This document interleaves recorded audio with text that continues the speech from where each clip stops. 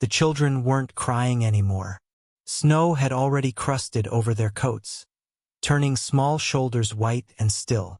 A woman stood at the edge of the road, engine running, eyes fixed forward as if looking back might cost her something she wasn't willing to lose.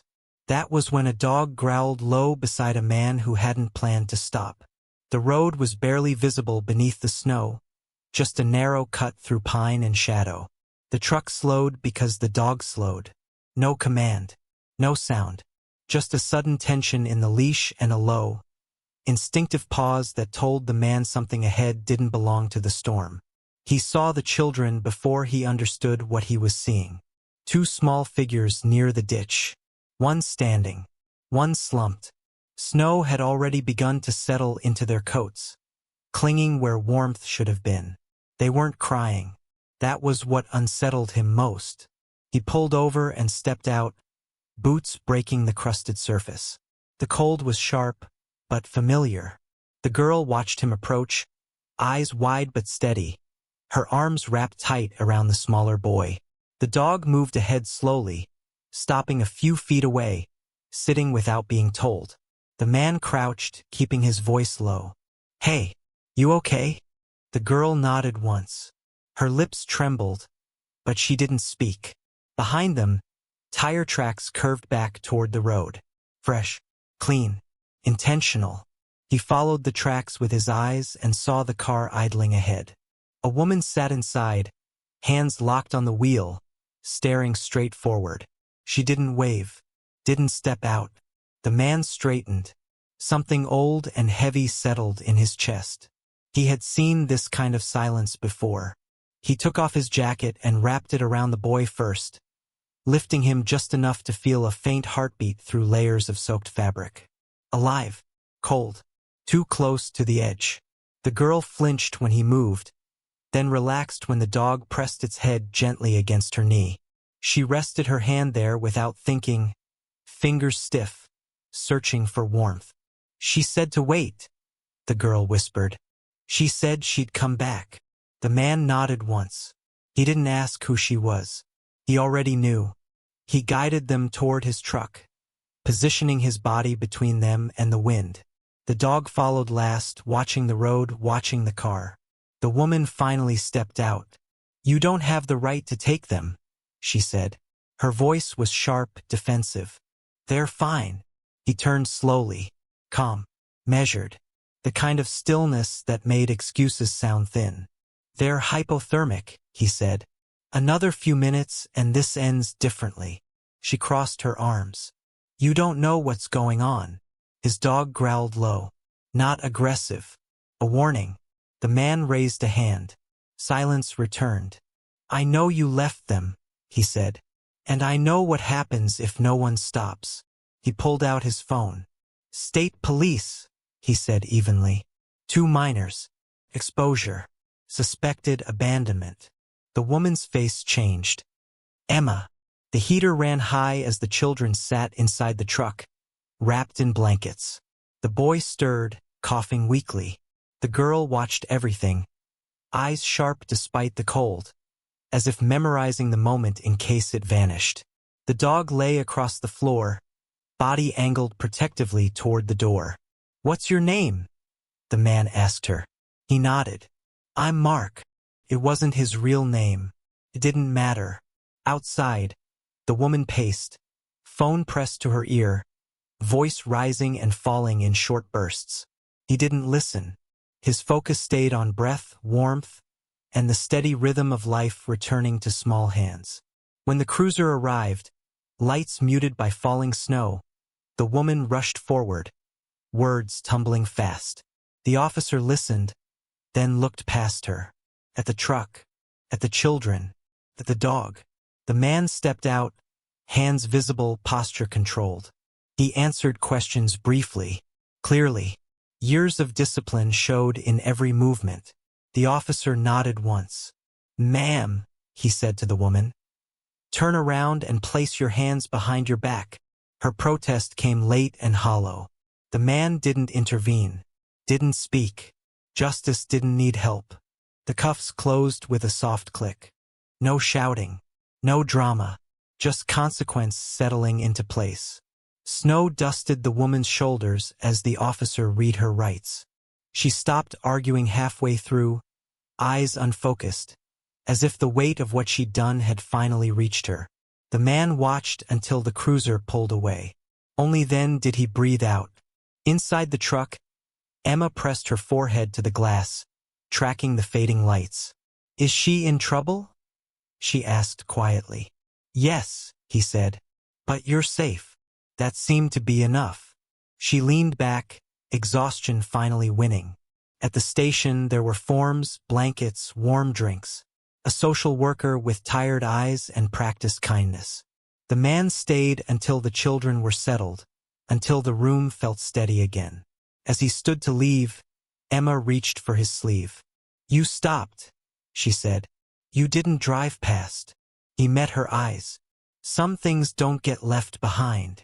Outside, the storm had softened. Snow still fell, but lighter now, quieter. His dog sat beside him, waiting. This wasn't the end. He knew that. Justice didn't arrive all at once. Came in steps, and he was ready to take the next one. The station smelled like disinfectant and burnt coffee. Fluorescent lights hummed overhead, too bright for a night that had already taken more than it should. The man sat on a plastic chair near the wall while Emma and her brother were led into a side room with blankets and a space heater. He watched the door close, then looked down at his hands. They were steady. That surprised him. A patrol officer approached, younger than he expected, eyes alert but kind. "You the one who called it in?" "Yes." "You military?" "Former." The officer nodded. He didn't ask more. He didn't need to. Paperwork came next. Times, locations, statements written clean and factual. The man chose his words carefully. He had learned long ago that truth carried more weight when it wasn't padded with emotion. Through the glass, he could see Emma sitting upright, holding her brother's hand while a paramedic checked his temperature. She didn't cry. She watched, always watching. The officer returned. "Child Protective Services will take it from here. Their stepmother's being held pending charges." The man absorbed that quietly. "They won't be going back with her?" "No." He nodded once. When he stood to leave, Emma was already at the door. She stepped forward, hesitated, then hugged his waist with both arms. Brief, fierce. "Thank you," she said. He rested a hand lightly on her shoulder. "You did good waiting." Outside, the cold felt different now. Less sharp, more honest. He drove home slowly, the road empty, snow crunching softly beneath the tires. His dog sat upright in the passenger seat, eyes forward, posture alert but calm. The kind of calm that came after action, not before. At the cabin, the lights were off. He didn't turn them on right away. He stood in the doorway for a moment, listening to the quiet. No ringing in his ears, no rush of memory, just the sound of wind moving through trees. He hung his jacket by the door and knelt to unclip the leash. The dog didn't move. It stayed close, watching him with steady eyes. "You did good," he said quietly. The dog's tail thumped once against the floor. Sleep didn't come easily. It never did. But this time, when he lay back, the images that surfaced weren't from another country. They were small, blue lips warming, a girl's grip loosening once she knew someone had stopped. Near dawn, his phone buzzed. A message from an unknown number. Children stable. CPS placed them temporarily. Charges filed. He read it once, then again. Outside, the sky was beginning to lighten, the storm finally breaking apart. He sat up, swung his legs over the bed, and rested his elbows on his knees. Some nights ended with noise. This one ended with quiet. And that mattered. The following day brought questions. A call from a detective. Another from a social worker. Each conversation was brief, respectful, procedural. The man answered what he could, declined what he didn't need to explain. He wasn't there to be a hero. He'd learned the cost of that word. In town, the story moved faster than he did. Someone had taken a photo of the cruiser on the road. Someone else recognized his truck. He kept his head down, ran errands early, avoided the cafe where talk lingered longer than coffee. At the supply store, his dog paused near the entrance, ears lifting. A woman stood nearby, holding a small box of gloves. She watched him for a moment before speaking. "You're the one from the road," she said. He nodded slightly. "My sister works with CPS," she continued. "Those kids, they're going to be okay." He didn't respond right away. He just adjusted the leash. "Good," he said finally. She hesitated, then smiled. "You didn't have to stop." He met her eyes. "Yes," he said. "I did." Outside, the air smelled cleaner. Snow melting, ground showing through. His dog leaned against his leg, solid and warm. The world moved on quickly. Some things stayed. That evening, he drove past the stretch of road again. Not by accident. The snowplows had cleared it now, the ditch smooth and empty, no sign of what had happened there. It looked ordinary. That unsettled him more than the storm had. He pulled over and stepped out, standing where the children had been. The wind moved through the trees, carrying nothing but cold air and distance. His dog sniffed the ground, then sat beside him, waiting. He didn't stay long. Back at the cabin, he made a simple meal, ate standing up. The radio stayed off. Silence felt earned now, not imposed. Later, he sat at the small table and opened a drawer he rarely touched. Inside were old papers, folded maps, a worn patch from a uniform he no longer wore. He didn't take them out. He just closed the drawer again. Some parts of life stayed where they belonged. Before bed, he checked his phone once more. No new messages. That was fine. He lay down, one hand resting on the dog's back, feeling the slow rise and fall of breath.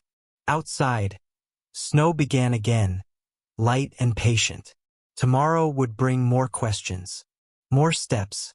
But tonight, the road was empty, and the children were warm. The call came 2 mornings later, just after dawn. He was outside with the dog, breaking ice from the water trough, breath steady in the cold air. When the phone vibrated in his pocket, he didn't rush to answer. He finished the task first. Some habits never left. "This is Child Protective Services," the woman said. Her voice was calm, practiced.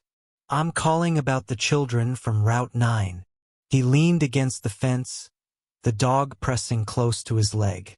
"They're stable," she continued. "Both were treated for mild exposure. No lasting damage. They've been placed in temporary care." He closed his eyes briefly. Let the weight shift.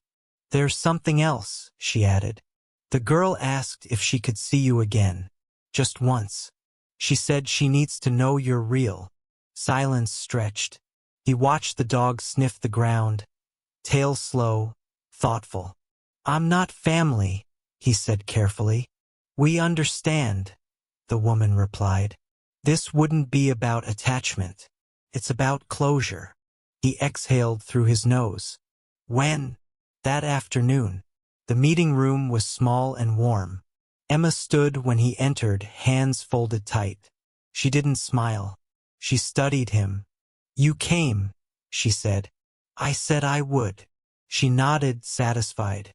That was all she needed. The arraignment was scheduled for the following day. He wasn't required to attend. He went anyway. Not for anger. Not for revenge. To see the ending placed where it belonged. The courtroom was quiet, worn by years of similar stories.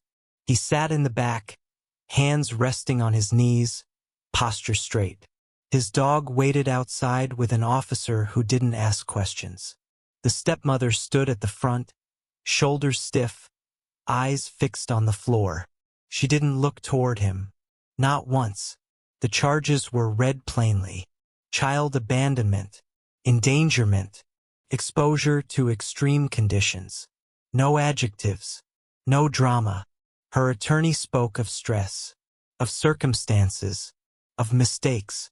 The judge listened without interruption, then leaned forward slightly.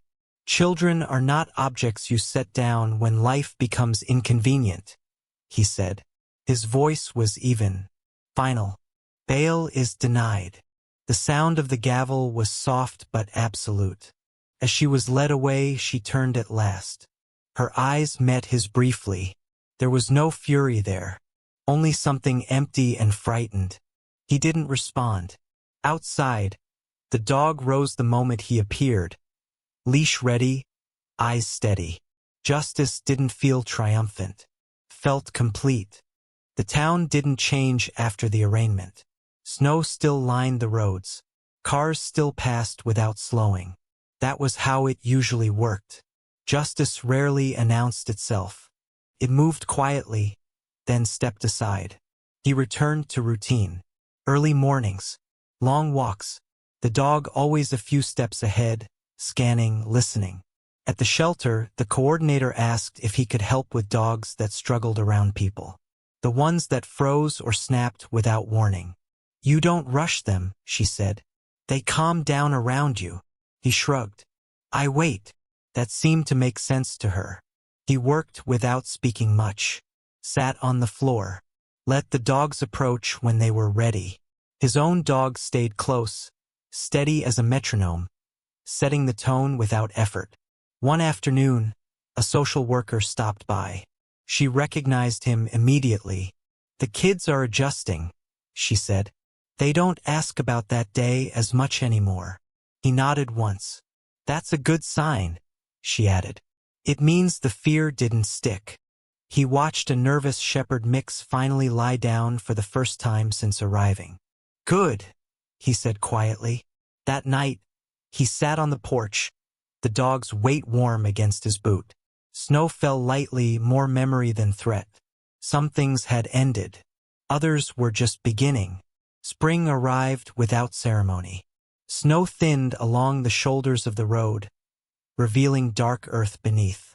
The ditch where the children had waited looked ordinary now. Just another bend in the land. He stopped there once more. Not to remember, to confirm it no longer held him. The dog sniffed the ground, then turned back toward him, ears relaxed. Whatever scent lingered had faded. That's enough, he said softly. At home, he packed away winter gear. Heavy coats, extra blankets, the tools meant for survival rather than living. The cabin felt larger without them. A letter arrived days later. No return address. Inside was a folded drawing. Crayon lines. 2 small figures holding hands. A truck. A dog standing between them and falling snow. On the back, written carefully, "We're okay now." He sat with it longer than he meant to, then placed it in the drawer with the other things he didn't throw away. That evening, he cooked a full meal and sat at the table instead of standing. The dog waited nearby, patient, watching. Outside, a car passed the cabin without slowing. He didn't look up. Some roads didn't need guarding anymore. The call came from the shelter director late in the afternoon. Her voice carried the careful tone people used when they didn't want to ask too much, but needed help anyway. "We've got a situation," she said. "A transport from the county facility. 2 dogs pulled from a neglect case. One won't let anyone near the kennel." He didn't ask for details. He said he'd be there. The dog was a large mix, ribs visible beneath patchy fur, eyes fixed on the back wall. It didn't bark, didn't growl, just stood rigid, as if movement itself were dangerous. The staff kept their distance. He sat on the floor several feet away and waited. Minutes passed, then longer. His own dog lay beside him, head down, breathing slow. The rigid dog watched them both, uncertain. He didn't speak. He didn't reach. Eventually, the dog shifted its weight. A small thing, but enough. "That's it," the shelter director whispered. He stayed until the dog lay down, exhaustion overtaking fear. When he finally stood, his knees protested, but he welcomed the ache. Outside, dusk settled over the lot. He rested a hand on his dog's head. "You don't rush broken things," he said quietly. "You let them decide when to stop running." The dog's tail moved once. Agreement. A week later, he received another call. This one from the detective who had handled the original case. "The stepmother accepted a plea," the detective said. "No trial. She'll serve time. Parental rights terminated." He listened without comment. "She asked about the kids," the detective added. "We didn't give her details." "That's good," he said. After the call, he walked the long path behind his cabin, the one that followed the tree line down toward the creek. Snowmelt rushed beneath thin ice, the sound sharp and alive. His dog trotted ahead, stopping now and then to look back, making sure he was still there. He was. At the water's edge, he crouched and touched the surface. Cold, moving, unstoppable. He thought about the moment on the road, how close it had been, how easily it could have gone unnoticed.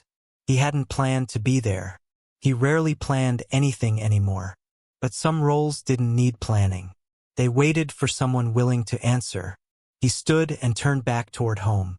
The cabin roof caught the late light, warm against the darkening trees. Inside, a simple life waited. Work that mattered. Silence that healed. His dog fell into step beside him. Not guarding. Walking. The hearing that finalized custody happened without him present. He learned about it from a short message sent by the social worker late that evening. Permanent placement approved. Siblings staying together. He read it twice, then set the phone down and didn't pick it up again. That night, sleep came easier than usual. No dreams. No sharp returns to other places. Just darkness and rest. In the morning, he took the dog down to the creek trail again. The path was muddy now, snow retreating into shaded pockets beneath the trees. Birds moved through the branches, restless and loud, as if making up for months of silence. The dog stopped near the water and looked back at him. "Go on," he said. The dog bounded forward, splashing without hesitation. Watching it, he felt something loosen inside his chest. Not relief exactly. Permission. Later that day, he stopped by the shelter. The once rigid dog from the neglect case lay stretched out in the kennel, eyes half closed, breathing slow. When it noticed him, its tail moved once against the floor. "That's progress," the coordinator whispered. He nodded. On the drive home, he realized something had shifted. He wasn't waiting for the next call anymore. He was living between them. The road where it had all begun was fully clear now. Gravel visible. Grass pushing through at the edges. He drove it one last time, not because he needed to, but because endings deserved witnesses. He parked, stepped out, and stood where the truck had first stopped weeks earlier. The air smelled of wet soil and pine sap. Spring had claimed the place completely. His dog circled once, then sat beside him, posture relaxed. No tension, no alertness. "It's done," he said aloud, surprising himself. He didn't mean the case, or the sentence, or even the rescue. He meant the wait. He walked back to the truck slowly, not looking over his shoulder. There was nothing left to guard here. No moment waiting to be corrected. At home, he washed the mud from his boots and set them by the door. He cooked dinner and ate at the table, window open, letting evening air drift in. The dog lay nearby, asleep before the plate was empty. Outside, a car passed. Then another. Ordinary sounds of people going where they meant to go. He didn't tense. Didn't listen for trouble. Some nights were for vigilance. Others were for rest. This one was the latter. The invitation arrived folded inside a plain envelope. No logo, no return address. It came from the shelter director, handwritten, careful. A small gathering, it said. Nothing formal. Just people who had helped and people who had been helped. Coffee. Quiet conversation. No speeches. He almost didn't go. Crowds still unsettled him, even small ones. Too many variables. Too many eyes. But the dog waited by the door when he picked up the envelope, tail still, expectant. That decided it. The shelter looked different in the evening light. Softer. Less clinical. Folding chairs lined the walls. A few volunteers stood talking in low voices. Someone had brought baked bread. The smell filled the room. He stayed near the edge, listening more than speaking. A man in a worn jacket thanked him for helping train his service dog. A woman nodded once and said, "You helped my sister's kids. They sleep through the night now." He didn't know what to say to that, so he didn't try. The dog lay at his feet, calm, grounding him in the moment. As he left, the shelter director touched his arm lightly. "You don't have to stay," she said. "But you're always welcome." He nodded. That was enough. Later that night, he sat on the porch steps, the dog stretched beside him, head resting against his thigh. The sky was clear, stars sharp and distant. The road below was quiet, no headlights cutting through the dark. He thought about the children, not with fear now, but with distance. The kind that meant healing had begun. Somewhere else, they were learning new routines, new rules, a different kind of waiting. He hoped they wouldn't remember the cold. If they did, he hoped it would be softened by the fact that someone had stopped. The dog shifted, pressing closer. He rested a hand on its back, feeling warmth and steady breath. For years, his life had been shaped by readiness, by scanning for threat, by preparing for what might go wrong. Tonight, there was nothing to prepare for. He looked down the road once more, not searching, just seeing it for what it was. A stretch of ground that led somewhere else. "Good job," he murmured. Though he wasn't sure who he meant, the dog's tail moved once, slow and content. Inside, the house waited. Outside, the night held.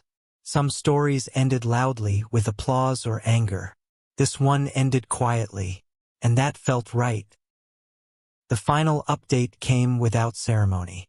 No call, no meeting, just a short, official notice forwarded by the social worker he recognized by name now.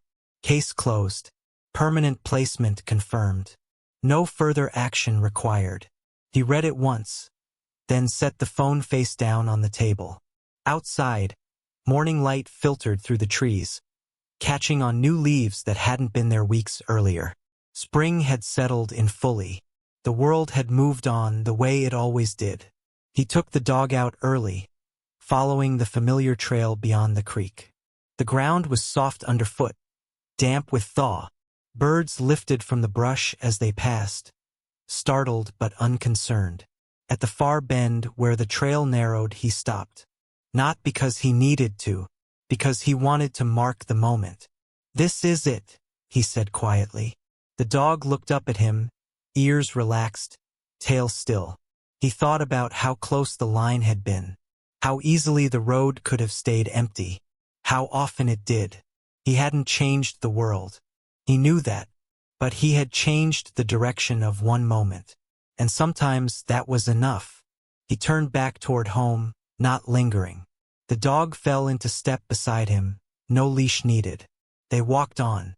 That evening, he cooked dinner with the windows open, letting cool air drift through the cabin. The radio stayed off. He didn't miss it. Silence had become something he trusted again. Afterward, he sat at the table longer than usual, hands wrapped around a warm mug, watching the last light fade beyond the trees. Somewhere down the road, a car passed, then another. Ordinary sounds of people heading where they were meant to be. He didn't tense. The dog slept nearby, paws twitching occasionally, chasing something harmless in its dreams. Later, he stepped outside one last time before bed. The sky was clear, the stars steady. No storm coming, no warning signs, just night. He thought of Emma and her brother, not as they had been in the snow, but as they might be now. Warm, federal, safe enough to forget the worst parts. That mattered. He rested a hand on the porch railing and breathed in slowly. For years, his life had been shaped by vigilance. by the belief that if he ever relaxed, something terrible would slip through. Tonight, he let that belief go. Some nights required watchfulness. Others allowed rest. This one allowed rest. He went inside and closed the door gently behind him. Some choices are loud.